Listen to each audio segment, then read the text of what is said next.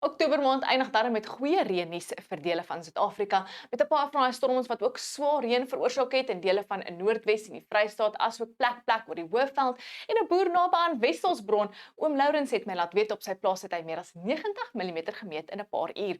Nou nog stormweer word donderdag verwag, so hier is die voorspelling.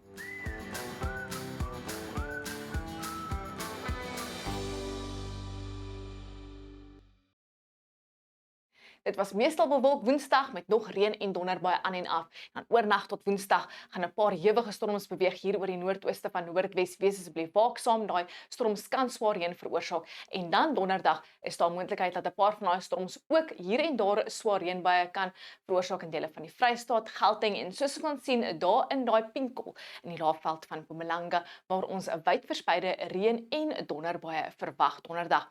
Dit is ook waar die weerdiens 'n geel vlak 2 waarskuwing in plek het vir die moontlikheid van swaar reën wat hier en daar kitsvloede kan veroorsaak in Gauteng, die Vrystaat, dit sluit in Mpumalanga veral daar in die laafveld en net 'n vlak 2 waarskuwing vir die moontlikheid van swaar reën langs die kus van KwaZulu-Natal want nie al die modelle stem saam met die reënval totaal in daai omgewing nie. Dan gaan daai suidooster darm nou bietjie kalmeer in Kaapstad, 'n bietjie winderig teen tye met dan 'n fris oostewind wat optel langs die suidkus en dit gaan ook winderig wees teen tye in Limpopo en langs die kus. In die weste is dit heelwat warmer en dit gaan bloedig warm wees in die noorde met die kook naby aan 40 grade, baie warm 31 in Kaapstad en 32 in Robertson. Daai oostewind gaan optel teen tye langs die suidkus, maar die temperatuur is bietjie hoër in vergelyking teen vroeër die week met so middel 20s. Nog 'n warm dag lê voor Beaufort Wes, Graaff-Reinet en Somerset Oos met die wind wat ook so 'n bietjie optel. Daai selfde aan lande gevloei gaan dan wolke en hier en daar reënbuie inbring vir die kusgebiede in die ooste van die Oos-Kaap en dan later gaan donderstorms in beweeg vanaf die noorde. Dieselfde aan lande gevloei gaan ook vir KwaZulu-Natal reënbuie inbring vir die kusgebiede waar dit gedeeltelik bewolk tot meestal bewolk sal wees soos genoem. Die party weermodelle dui aan dat swaar reën kan val in sekere omgewings, so ons hou die voorspelling nog dop. En dan sal donderstorms later in beweeg oor die noordelike gebiede. In Mpumalanga gaan dit meestal bewolk wees later met stormweer wat beweeg oor die Hoëveld en veral ewige storms moontlik daar in die omgewing van Skukuza en die omliggende gebiede in die Kruger Nasionale Park. Daai storms kan swaar reën veroorsaak en kitsvloede hier en daar. In Limpopo gaan die wind optel voor enkele donderbuie opsteek.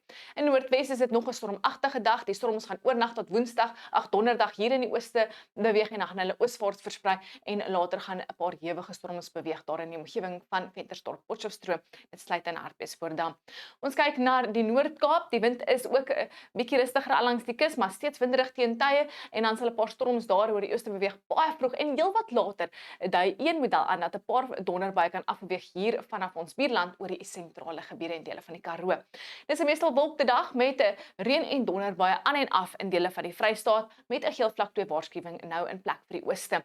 Ons het ook 'n waarskuwing in plek waar 'n paar van die storms kan hewig raak in Gauteng. Asseblief wees waaksaam en ons weet dat 'n paar van daai storms kan moontlik swaar reën en kitsvloede veroorsaak. In ons buurland het ons nou meer van 'n westewind wat waai oor die suidelike gedeeltes met nog storms wat gaan opsteek hier oor die noordoostelike gedeeltes. Hulle gaan strek later oor Grootfontein, Oshawarango en Gobabis en dan Botswana.